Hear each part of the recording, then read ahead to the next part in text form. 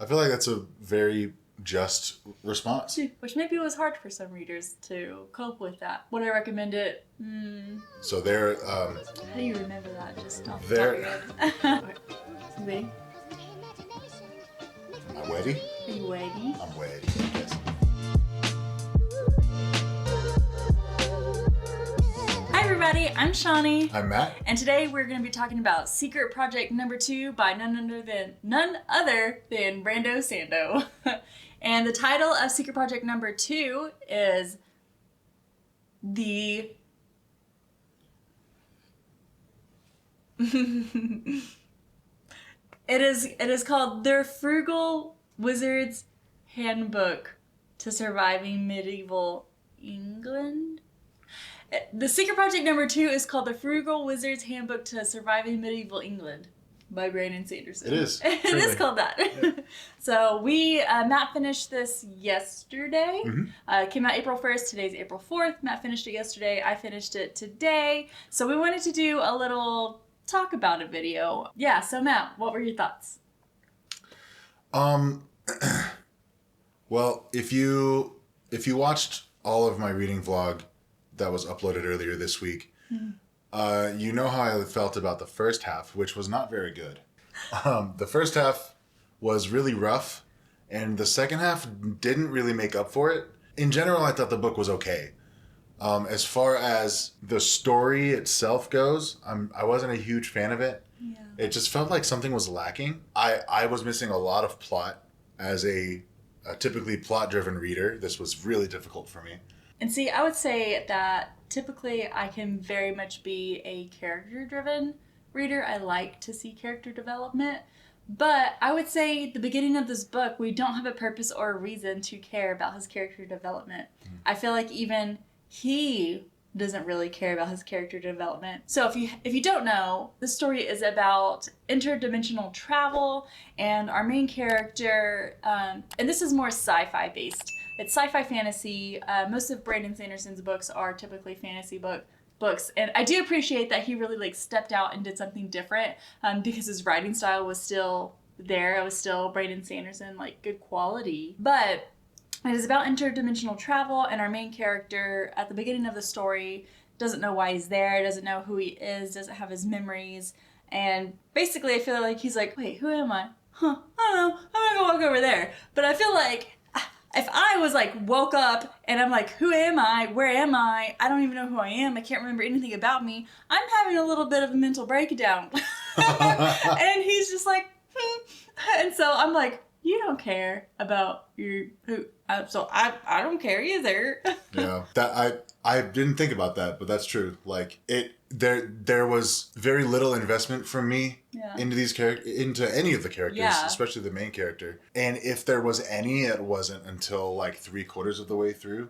After over the course of the book, he finds out or remembers or rediscovers somehow these details about him. Yeah. His name, his past life, what he was like before he showed up here, and all the things. And then there are some details that pop up, and I'm like, oh, okay, I kind of feel for you a little bit, but not nearly as much as pretty much any other book that I've ever read. Yeah. So I don't want to go too deep into what the story is about, because it's a pretty short book. Yeah. It's a easy, light read. All I'll say about the story is that it wasn't, for me, it didn't deliver on all fronts. That being said, the writing style and the voice was still really good. I still really enjoyed Brandon's writing style, his prose, and his voice. But the best part about the book was, so the book title is The Frugal Wizard's Handbook to Surviving Medieval England. So how do you remember that just off the top of your head? There are snippets from the actual handbook that you get to read throughout the book. Mm-hmm. And I enjoyed reading those more than the actual story, which is kind of sad to say, but they were fun. They have really cute illustrations, and in the margins there are little doodles, and the doodles and the illustrations were the absolute best part about the book, hands down. Agreed. Yeah. They told their own little story, and so every time one would pop up, I'd be like, ooh. Which I didn't realize they were telling a story, so I have to go back and reread or relook at those doodles so that I can get that story, because I've heard those stories. are better than the actual story in the book. Which is crazy because, like, the doodles don't even have words. Except for, like, there's a one, like, it's like this little, like, circular ball thing. I don't know. But at one point, so he's like a little wizard that's interdimensionally traveling and, like, taking you on this, like, guide towards, like, the book, I guess, the handbook. But there's this one picture where he's like, I don't remember what the picture was about, but he has like a gold chain hanging off his neck and it says like YWZD, like it was like wizard. Like, I don't know, something weird like that. I don't remember what the letters were, but it was cute. But it tells a story without even using words. All the illustrations are very cute. Yeah. So I ended up giving this, I think it was either 3 or 3.5 stars, and I can't remember. I think I'm leaning towards 3 now that I'm talking about it. Did I enjoy the reading experience when I was reading in the like interim parts where there wasn't an actual story? Yeah, but reading the actual story was the grindiest grind I've had to do for a book. Yeah. I think that if this wasn't a secret project and it wasn't a part of literary history, or if we weren't planning on doing a video for it, I probably wouldn't have finished this, which is really sad to say because, I mean, Sanderson's my favorite author. I've enjoyed everything I've read by him before, but this one, I feel like it was just eating up too much time, and I've got a lot of books to read. So that's just my honest opinion. I feel like I would have enjoyed a different book way more. Yeah, I rated it 3 stars too, which means like for the most part, like, did I get some enjoyment out of it? Yes. Is it a favorite? No. Would I recommend it? Probably not. And it's so hard not to compare it to the first secret project, Trust, which I gave 5 stars, which was just amazing. Yeah. It was just so fun. We did a whole video on that, which you can go watch, but it's hard not to compare because they're lumped up in the same. There's 4 secret projects this year, and what are they going to hold? This one wasn't a part of the Cosmere, which maybe was hard for some readers to cope with that. I don't know.